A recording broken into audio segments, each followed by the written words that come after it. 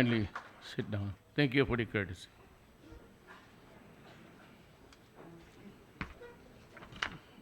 I will read my prepared speech. Then dadagdag lang ako ng hindi ako ang gumawa nito eh. Sa taas lang. Pero dadagdagan ko ito ng sarili kong mensahe. I would like to extend my sincerest condolences to the families of our troops who perished fighting for the liberation of Marawi. I know that no amount could equal the precious lives of your loved ones. May you find solace in the fact that the whole nation condoles with you in these trying times. Our troops knew of the danger that they will face upon the venture into the war zone. Still, they bravely took up the challenge so that they can bring peace and liberation to the besieged city. The Philippines will forever be grateful for their heroism. I would like to commend our partners from the private sector for their participation in the rehabilitation of the city of Marawi. Your humanitarian activities are continuous sources of hope for the thousands of displaced families in the region. Thank you for extending the much-needed support for the bereaved families of our fallen AFP and PNP troops through the Go Negosyo Kapatid Family Care Fund under the Go Negosyo Kapatid for Marawi program. Your tireless efforts show that nothing is impossible as long as we work together. I hope that we can continue this harmonious partnership to bring back prosperity, not only for Marawi, but for the rest of the country. To our troops from the AFP and PNP who are still battling those who wish to do our people and country harm, may you remain strong in heart and mind. Honor your foreign comrades by making sure that your sacrifices will not be in vain. And do not be killed. Wala na yan dyan, dinagdag ko na lang. Kung maaari lang. Rest assured that the government is behind you as you continue this noble fight. Together we will work assiduously to bequeath a peaceful and prosperous Philippines for generations to come. Salamat. Yung akin po naman.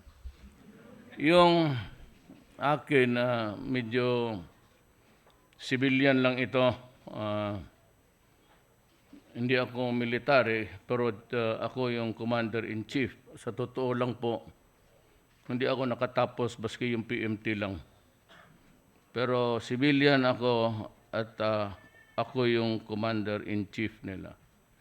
And if there is anybody, kung may tao dito na dumudugo every night, magbasa ako ng briefer at bilangin ko yung mga sundalo kong namatay. Ako po yung nagdudusa sa lahat. Kasi ako yung tumawag, nagdeklara ng martial law at ako yung nagutos ng mga sundalo na pumunta doon at magpakamatay. No, wala akong, hindi madala ito sa pera. Hindi ito madala sa anong bagay ngayon, alam ko yan. But just like a father, kasi ang trabaho ko naman rin, nung mayor ako, panay ang akyat ko sa bukid, kasi gusto kong makita yung mga proyekto ng gobyerno na may nangyayari. At minsan kasalubong itong mga NPA, sometimes maganda ang ano namin, o sometimes contentious. Kaya naman, noon, sarili ko, pati sa asawa ko, pamilya ko, baka sa trabaho ko, madidisgrasya rin ako. Kasi hindi ho lahat naman panahon nagsisigaw-sigawan ka lang na itong mga taga-bukid na mga NPA, nakala mo naman sila may-ari ng mundong ito. But we go our work with usap-usapan lang. But ngayon po, nung presidente ako, nag-iba na ang panahon. Hindi na pa ako pwedeng yung just na bunganga ako parang walang kalaban. Kaya ako medyo, dahil sa trabaho ko, kaibigan man kami noon, sabi ko, prangkahan ko talaga sila, ngayon kalaban na tayo. And yun yung isang parte ng trabaho ng sundalo. Trabaho ng mga sundalo ko, pati mga pulis ko. Hindi lang ako magtagal. Alam mo, kaming mga tatay, baski ako, magsakay ako noon, aeroplano, barko, sometimes bangka, sometimes maabutan ako ng flood, sometimes maabutan ako sa gitna ng bakbakan. I am always conscious. Takot ako. Duwag kasi ako. Duwag akong mamatay dahil ang nasa isip ko, pamilya. Ako ito, ikwento ko sa totoo to at alam ng mga matatandang sundalo. Minsan pinara nila ako sa bukid, New People's Army. At pagpara ko, tinutukan ako ng M14 kasi nakita ko yung baril bago at natupad yung... Tapos tinutok sa akin, ang pumasok sa isip ko, hindi ako takot mamatay. Sabi ko sa isip ko, kawawa naman ang mga anak ko. Sabi ko, Diyos, ikaw na lang ang bahala. Baka nandito lang ako. Hanggang dito lang ako. So pinababa nila ako, tapos pinaupo ako nila sa isang bato na hindi naman upuan. Tapos kinanggarog court nila ako kasi prosecutor ako noon. Pagdating sa korte, ako yung nagdadala ng kaso para sa gobyerno. Most of the time, hindi naman ako nagyayabang, totoo naman to. Ako yung humahawak ng kaso sa mga rebelde. Sa lahat ng rebelde. So nakilala nila ako, tapos sa usap sila. Sabi nila, bakit ka nandito? Sabi ko, tatakbo ako ng presidente. Presidente. Vice Mayor ako noon. So ito yung tao na gusto tayong ikulong. No? Tapos, nung hindi ako umik, sinagot ko sila. Sabi ko, alam ninyo, trabaho ko yan. Pag hindi ko kayo yayariin sa korte, lalabas kayo libreng tao. Ang aking mandato is to put you behind bars. Trabaho ko yan. Pero pag pinatay ninyo ako, okay lang. Basta sabihin lang ninyo sa mundo na pinatay namin itong taong to dahil kalaban sa gobyerno at nagtatrabaho siya sa trabaho niya. Sabi ko, okay na. Lahat ng tao may panahon. Lahat ng tao may panahon. Sa Islam, it's always Allah. Siya yung mag-decide.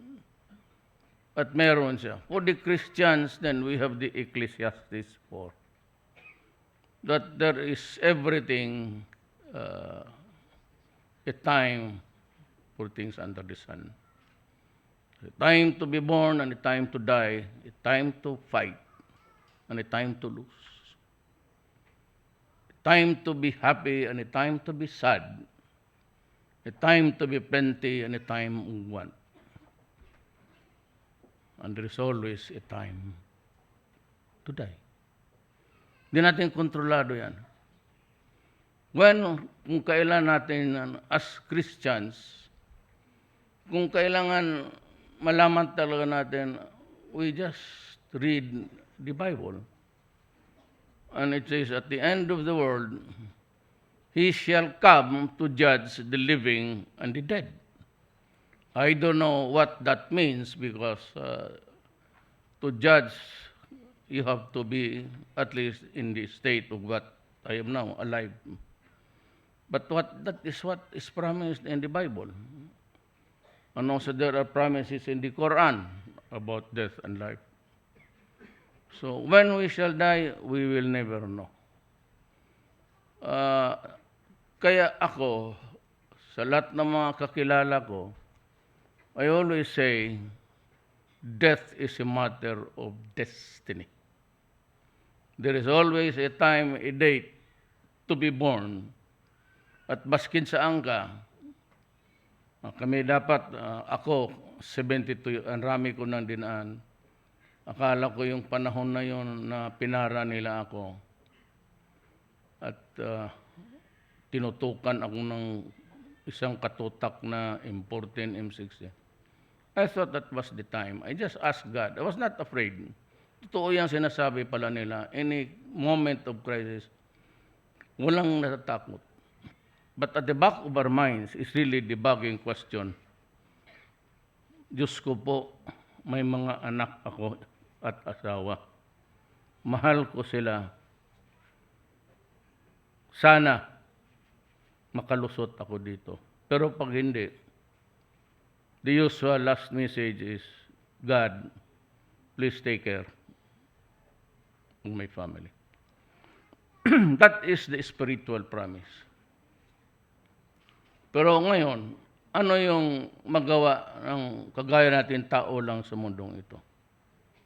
So ito ngayon, mga negosyante na may kunting pera, na pwede naman nilang to share with you para at least makatulong lang man baski kunti.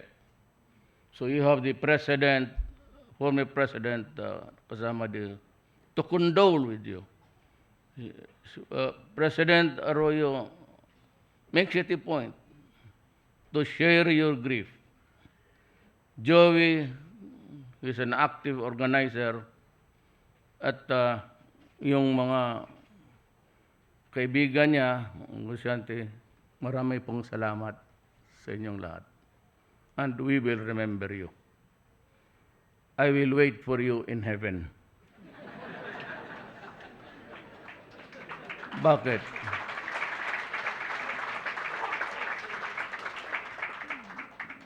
Wala kayong siguro na pupunta doon? No, meron akong this is not really a thing to be yung ipagyabang mo. Early on, alam ko talaga. Kaya yung isip ko na, I could only refer myself to myself. Kung anong sasabihin ko sa inyo. Sa totoo talaga, totoo ito nangyari.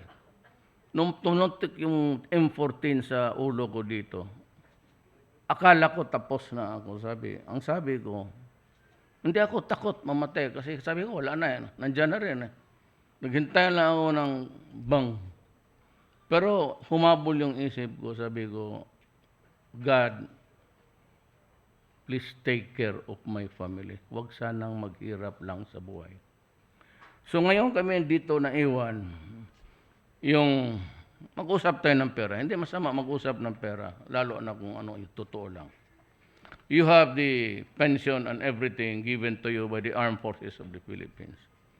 In addition to that, there is a one single soul dito na sobra-sobra yung magnanimity niya. Ayaw kong sabihin kasi ayaw rin niyang sabihin. Ayaw niyang sabihin ko sa publiko o kanino man. Sabi niya, huwag lang malaman. Basta ako magbigay. Bigay siya ng 1 million para sa inyo isa't isang pamilya.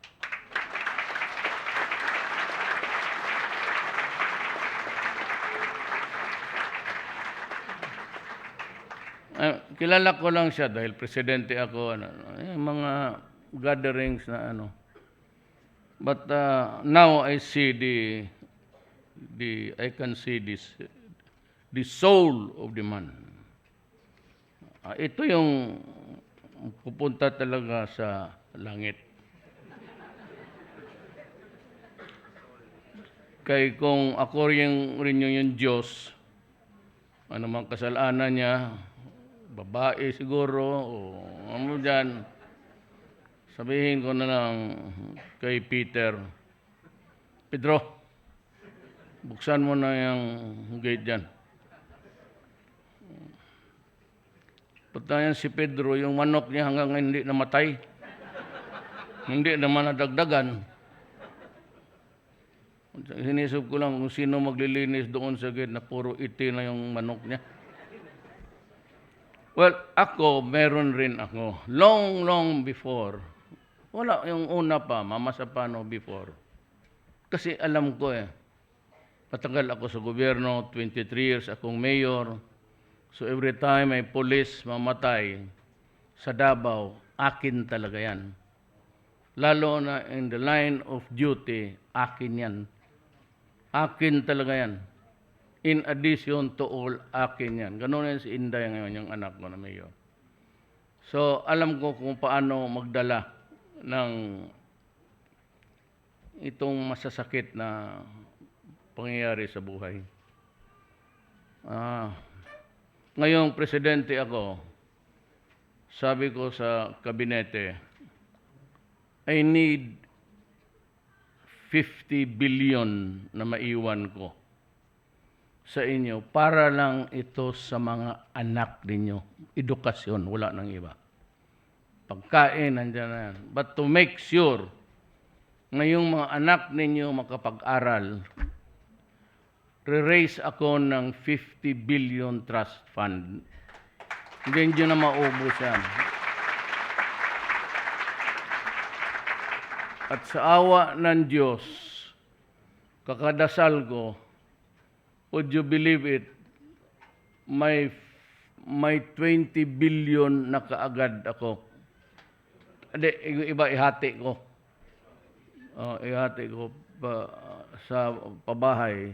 Sa Davao ho, meron ang army, ang police, military, meron silang 1,000 units. At sinabi ko doon, bantayan ninyo, kay baka nakawin na naman ng kadamal yan. Naghahanap ng damay. Alam mo, yung rally kagabi, pinuntahan ko taga sila kasi sabi ng security ko doon sa Congress, minumura daw ako. Putang, pinuntahan ko sila ko, ano? Tapos kayo ngayon, ito ngayon, mga kadamay, itong mga left, you are almost anarchists. Yung para sa inyo wala ng batas, basta't na lang inaagaw ninyo kung as if walang gobyerno, walang nagkokontrol. Ngayon, wag ninyo akong pilitin. Ayaw ko ng masakit. Wag ninyong yung mga additional. Kasi ako, mayroon rin akong 1,000 units para sa mga sundalo. Yung kay Inday, yung sa mga mahirap. Ito naman, kasali niya si Ramon Ang. Hindi man nagbawal si Ramon Ang sabihin ko yung pangalan niya. Itong akin sa NHA talaga. Para ito sa mga sundalo. Ngayon, itong mga kadamay, alam ninyo yan. Huwag ninyong ulitin ang ginawa ninyo. Nagwa-warning ako sa inyo. Kung ulitin nyo yan at pipilitin yung papasok, ang order ko talaga, paalisin kayo sa puwersa. Either batutahin kayo o lumaban kayo, ipapagbabaril ko kayo. Huwag ninyong gamitin yung pobre ninyo to create chaos. Maghintay kayo kung magkapera ako, gagawan ko kayong lahat. Lalo na itong mga mayaman na hindi nagbabayad, yung malupa na sa kanila. I will get those properties and money from them. At yan ang gagawin ko.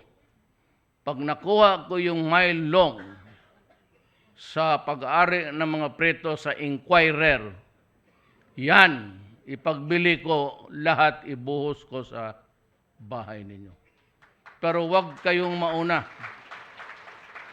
Huwag kayong na kayong mahirap. Alam ko mahirap. Wala tayong pera mag-imprinta para maibigay ko at itayo ninyo ng bayan. Huwag ninyong gawin yan simula ngayon. Kasi ako galit rin sa inyo.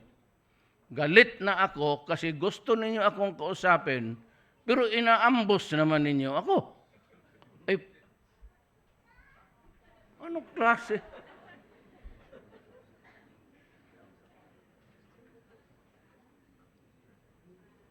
Tapos you claim ignorance. Gusto ninyo akong kausapin, peace talks, kung ano-ano dyan, kalaki ko pang gasto, papakain sa inyo, putang ina kayo. Every time na usap tayo, gastos ko, let's say. Huwag niyo gawin sa akin yan. Ayaw ninyo magkipag-usap ng, ayaw ko na. Simula ngayon, no more talks. I will prepare government. Lahat ng pera, igagastusin ko muna sa military. Wala mo na yung unahin ko. Alam mo bakit? Kasi pag hindi ko ginawang matatag at matibay na militar, pati pulis, babagsak itong bayan na ito sa kalukuhan ninyo. Pwede ako magdadalawang isip, pag nandiyan kayo, nagwawala kayo, nagnanakaw, mag-demonstrate, magsira. Kasi Huda, kung saan ako ilagay ng Panginoong Diyos, I don't give a shit. Sabihin ko talaga, barilin mo para matuto tayong lahat magsunod ng batas. Wala na eh. Kasi kayo mag-demonstrate, tapon ng bato dito, subukan mo. Ipabaril ko kayo. Ano ngayon kung magpunta ako sa impyerno, bakit kayo hindi? Ipagpatuloy natin ang laban doon, mga letse kayo. Tangina.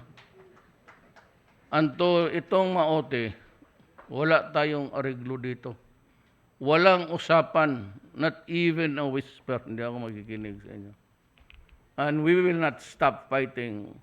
Hindi na ako pwedeng maghinto ngayon. Marami na akong patay na sundalo. Marami na yung walang tatay, pati asawa. Hindi ako, magdagdag pa ako ng 1,000 dyan. Pero basta gusto ko, patay kayong lahat. Fair is fair. Patay kami, patay kayo. Kaya galinganan ninyo. Talagang tatapusin ko kayo lahat. To the last man. Ngayon, kayo mga NPA, sinimula ninyo itong gera na ito 50 years ago. Season. Tumanda ka na lang dyan, ayaw mo pang admitahin na may sakit ka. Pakabakakon mo. Kaya nga pinapaalis na kayo sa Norway. Alam mo yung Norway, yung partido ngayon na humawak ng gobyerno, matatalo ang issue dahil sa gastos na pinatira kayo doon at yung ospital mo wala kang bayad-bayad. Tumaawa ka naman sa Norwegian government, magpakamatay ka na lang. Tang-inang yan. Hindi talaga, nagmumura ako. Hindi ko mapigilan. Yun ba, turo. Hindi nanay ng tatay ko, yung tiohin ko sigurong gago. Singgiro. Sabi, ito na yan kung paano magsalita kung galit ka. Yung NDF. Sabi, bully. Bully ako? Putang ina, totoo, bully talaga ako. Sino hindi? Magkakalaban kita. You're an enemy of the state. Bubulihin kita. Bubulsitin talaga kita. Kakausapin ko kayo. Nandito sa Malacanang first time. Nakapasok kayo dito. Pinasyal ko pa kayo. Handa pa ng pagkain yan. Itong mga gago mo ito. Bakit na hindi nilason? Tapos na siguro yung problema ko.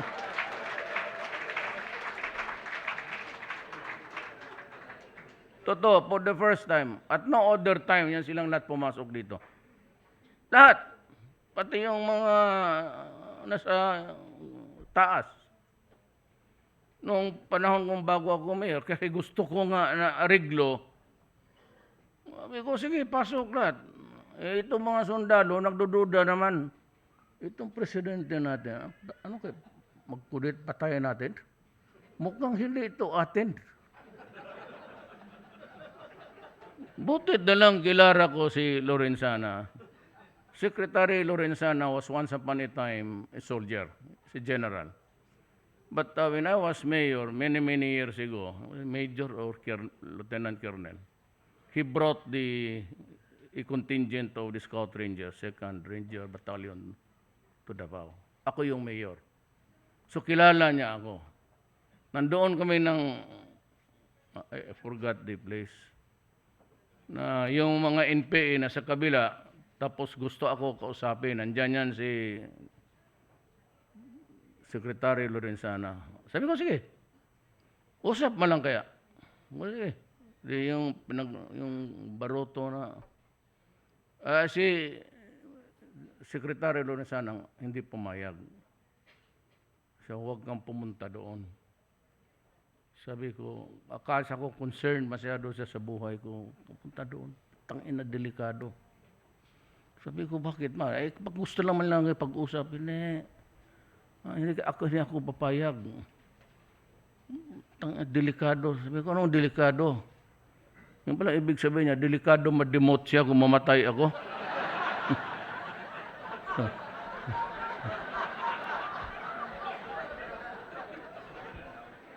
Pero nandiyan ka sa harap po, tatawid ako ng Dominga.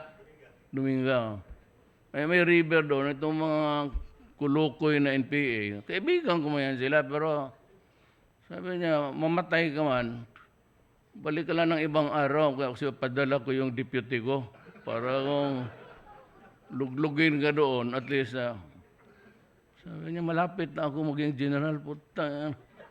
Huwag, delikado. Isip-isip ko nung ano pala, delikado pala sa kanya, ma-demote. Pero balik na lang siya pagka-major. Ngayon, maintindihan ko na ang tao. Dahil na biro lang yan. So ito, meron akong promise sa inyo. May nakuha na ako na we would like to thank Dominguez, Secretary of Finance, for being so resourceful. Meron na akong 20 billion. So, in the fullness of God's time, pag pumawag si Allah, mabuhay ako, may 4 years pa naman ako. Makaraise pa ako ng 30 billion. Hindi, 50 billion. So, may 20 na ako. Kailangan ko na lang ng 30. Pag wala, nakawin ko na lang yung Central Bank. Yung ibang mga diktador sa ibang ganun man. Hinihirit talaga lahat ng mga gago. So, may iiwan ako sa inyo. Pero nandiyan yan, 20. Yan para sa edukasyon lang, ha. Total, sobra-sobra na yung... May programa rin ang... Kasi ang hanggang 4 years lang. Kung may kursonada sa inyo, kung may utak, kapag-aral ng UST, Lasal, hindi ko na yung mga eskwela na may mga magagandang kurso. Yun ang gastusan ng, it will be administered by, hindi ko ibigay sa yan. Kung maaari, Central Bank na lang ang foundation yan. So, yung dividendo niyan sa 50 billion, hindi na ninyo maubos yan. Ngayon, yun lang yan sa mga bata na gustong mag-aral. Pag tignan doon ang grade, kagaya ko rin noon, 75, 72, 71, sabihin mo lang bata, diyan ka na lang sa kanto, huwag ka lang magdroga kasi Yan, isa pa yung droga na yan. Tatapusin ko talaga yan. Tignan mo. Tatapusin ko yan. Either maubos ang droga o maubos yung mga drogista. Yan ang pangako ko sa human rights.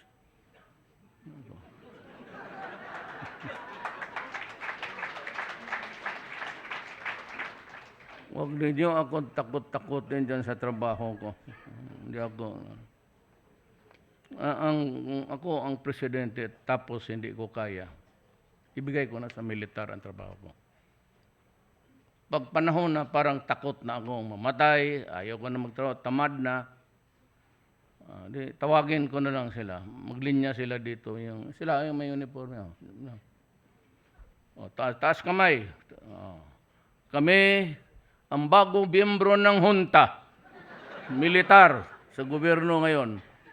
Sabi ko sa kanila, sige, bahala na kayo. Solve the problem. Ngayon, sila ang firing squad mo kung walang magawa. I'll hand it to somebody else. Kung hindi ko kaya to. So, yan ang promise ko sa inyo. May 20 billion yan. Standby na yan dyan. Standby na yan. Para na yan sa edukasyon ng lahat ng anak ng sundalo o pulis. So, wala na kayong problema sa edukasyon.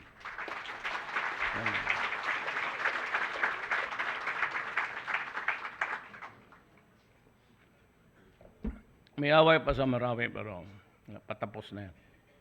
Patapos na. Magdasal lang kayo. Pray to Allah and pray to God na patapos na to. Sana wala nang patapos na. At magbalik siguro ako doon bago matapos. Ayaw ko yung magpunta doon ng ibang leader yung nagsisigawan na. Tapos na ang gira. Gusto ko pumunta doon na nakikiramay pa rin ako sa hirap nila.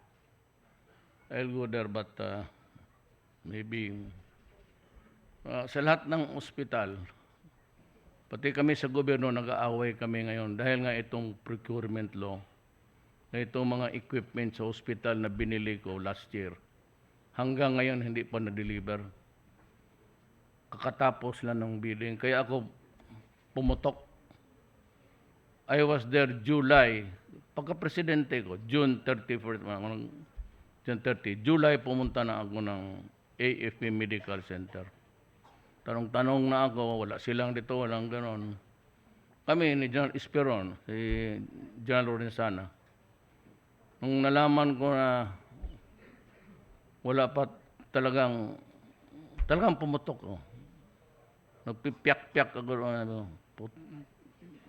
Yan ang ko sa gobyerno. Kaya nung sa SONA sinabi ko, kung kayong makuha, huwag kayong habaan ng Kaya ngayon sabi ko, 15 days. Bili niya, deliver ka agad bayad. Basta may bidding. Hindi ko yung TRO na yan, sabihin ko, huwag kayong maniwala niyan. I would like to address myself to the courts. Ayaw ko ng away sa judiciary. Pag may bidding at ang bidding mahusay, wala namang record na pinapatay o ni-hold up doon, dumaan ng bidding, wala na kayong pakialam. Para't mabili na, whatever. Medisina o equipment, basta nandyan yung bidding at may certification. Kaya ang gusto ko, kayo mismo nandoon. Every bidding, kayong tagakuha doon. Kasi mag-TRO ang korte, hindi na ako maniwala. Sabihin ko talaga, huwag kayong maniwala dyan sa korte kung hindi walang katapusan itong inantong gobyerno to. Biro mo 1 year after, pati yung mabutit nila, hindi ako commander. Ako ang commander, magkudeta tayo. Let's see. Huwag kayong basta any judge na mag-TRO. Either puntahan kita sa opisina mo and explain to me why. I am not satisfied your explanation. May problema tayo, Adre. We have a problem. And if there is no problem, I will create a problem for all of us. Okay yan? Di na po magtagal, may pagkain. Walang lason yan. Hindi kayo kalaban ng gobyerno. Salamat sa pagdalo ninyo dito. I said I will comply with my promise that will ensure the education of your children. Walang problema. Maraming salamat po.